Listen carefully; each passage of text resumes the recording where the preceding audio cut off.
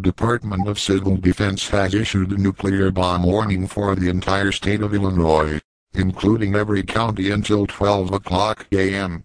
Bombs from Iraq have been brought to the United States and they are bombing the area near Joliet Jewel.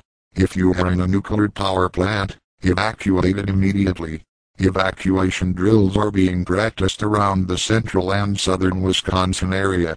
Please do not be alarmed about the nuclear bombs are also being dropped in the Chicago industrial area. The FBI is currently in the process of finding the people who are bombing the area.